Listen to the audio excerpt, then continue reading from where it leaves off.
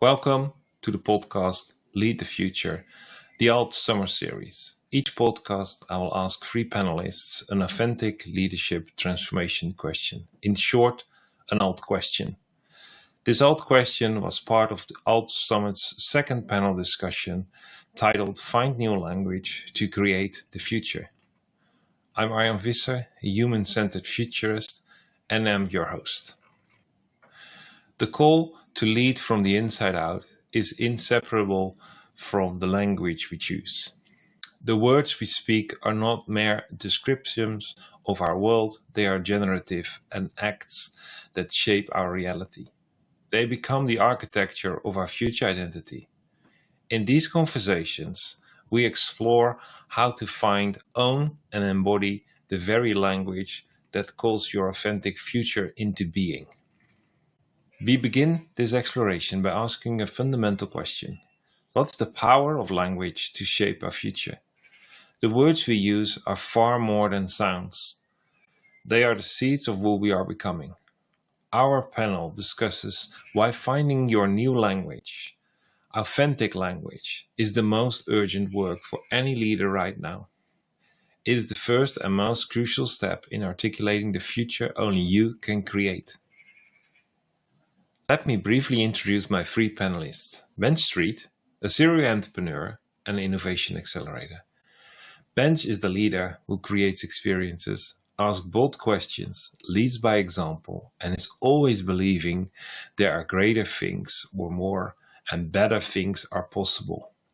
His passion lies in shaping businesses that make space for leaders to step up and for teams to step into their core identity, unlocking the full potential and stretching their vision of what is possible. Secondly, Deb Brown Maher, an eliminator of authenticity. She believes that everyone benefits when we are free to discover, activate, and actively live our true selves. Her core premise is simply yet powerful. When individuals embrace who they truly are, they are not only unlocking their own potential, but also contribute to culture, mutual respect, honor, and encouragement. Shane Pope, an international business director, and maybe even more interesting, he's a facilitator of the convergence of personal and professional life. Shane is on a mission to redefine businesses as a deep personal endeavor rooted in identity, purpose, and impact. He challenges leaders to see their work not just as a means to an end, but as a force for good that unlocks the potential in themselves and those around them. My first question is, based on the power of language in shaping your future and the role that words have in unfolding your future identity and shaping your leadership, that the question for me is, why now? Why is finding new language important at this moment in time? I think I kind of have to start with why words a little bit, because for me, I'm an external processor, and I know not everybody is, but I think a lot of people probably are more than they think they are. And words change stuff, words create stuff, words trigger thoughts and emotions, words change atmospheres. And similar to you, Arjan, you know, that journey of transformation through renewing and reinventing my mind has definitely been a journey of transformative words and changing the words that I speak. And I think where I am on that journey now, the urgency increases the further I go on, because I recognize the benefits that are yet to be realized from doing it and from starting now. You know, I think I told you on another call a little while ago that picture that I have of, you know, a flourishing tree. Why, you know, why do you want to see change? Because, and why would you do something about it now? Because the greater clarity I get from the benefits in the future urge me to do something about it now, and not to wait, not to miss out, not from a fear of lack, but from a excitement of what could be. Yeah, remember you gave that example of like why to plant a tree today. And the saying is, well, if you want shade in 30 years, you need to plant it today. Yeah. And fooling around with that statement, it was a bit like, well, why plant it today? Because I forgot to do it yesterday. In that kind of tension, it could be that it's also the stage of life. Oh, that sounds old, but it is like midlife is that stage of awareness that it matters what you do. So Deb, what would be your take on it? Life coming towards you, life happening for you. What are your thoughts? So when I think about words, I think about the meaning that we assign to words. And that invariably originates in perspective or filters that we have acquired through life experience. And so a defining moment for me, a real turning point, was one day when I was actually complaining to God about my circumstances. And the question, why me? Why did I have to go through this? And what I heard in my mind as an answer to that was, what if it isn't about you? What if it's about others that you're going to be able to influence because of what you've experienced? And that brought a paradigm shift for me. You talked about Bethel being a shifting point for you and Sasha. And I started asking myself a different question. Instead of why me, I started asking, what if this is happening for me, for my benefit, instead of why is this happening to me? And that has been life-giving. I continued to choose to ask myself the right question, which is, what if this is happening for me? Whenever I start to feel put upon or victimized or put under, depressed, oppressed, instead of allowing myself to go down that negative emotional trail, I stop it by asking, I get out of the reactive emotional brain and into my logical brain, and I say, wait a minute, what if this is happening for me? What is good about this? How can this help me? How can this help others? And it completely changes the atmosphere. So that has been a real key to me, helping others choose language to change their circumstances. I like that. It just brings back so many memories when you shared this a couple of years ago in our family, you know, when something really was like, whatever side you turn it, you know, you could only complain. You're pushed in a victim mentality. And by just saying, even if I don't see it for a long time, but what if this is happening for me? Mm-hmm. And just have that open mindset of expecting to know anytime soon what that contains. That anticipation, that's really like a breakthrough, a deal breaker, that you can just help yourself to set yourself up for. I love it.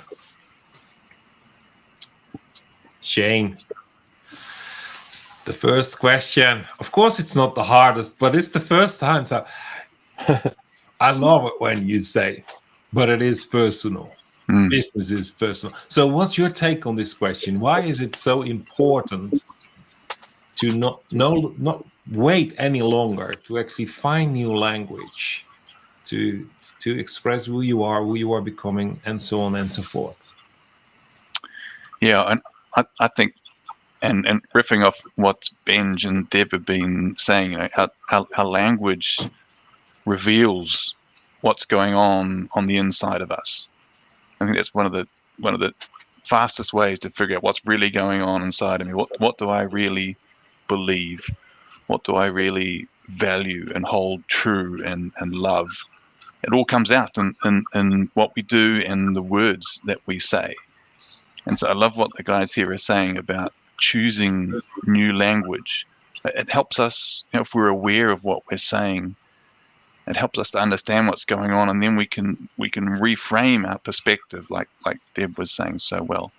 And I think for me now, if I look at the language that's being used out there in the business world, on social media, and it's so much of it is deeply, I mean, there's so much opportunity to connect these days, like we know, but so many people are feeling so isolated and alone. I think there's that sort of, you can distance yourself, you know, physically and emotionally, use a whole lot of words, but they don't really connect or resonate because we miss that personal, we forget that there's a person on the other side of this discussion thread or this business deal, you know.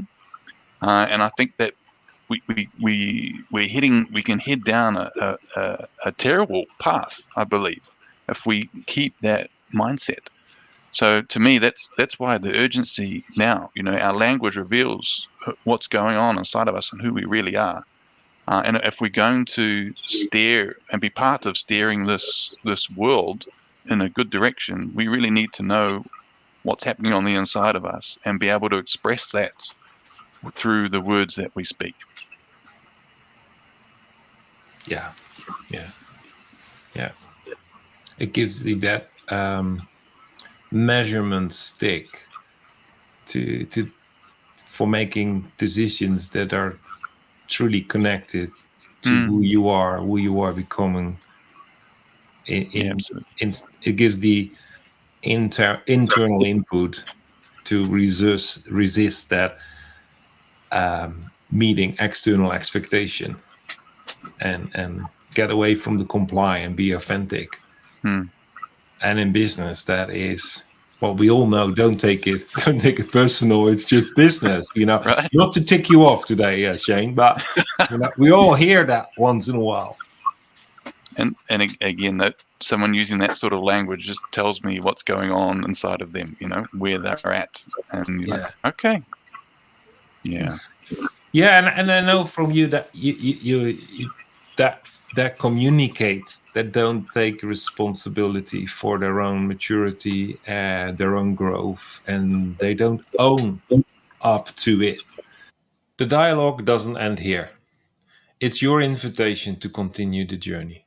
I invite you to engage with your own insights below, or to step directly into the Alt Forum with us. The Alt Forum is our weekly, thought-provoking space for the forerunners, forward-thinking leaders and pioneers who are ready to catalyze their authentic leadership transformation.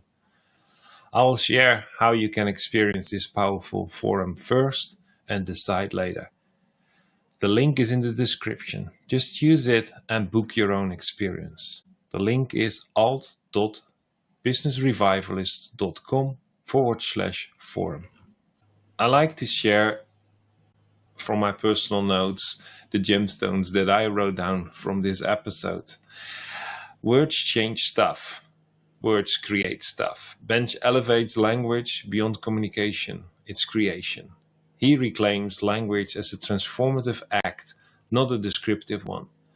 Words don't just reflect the future, they build it.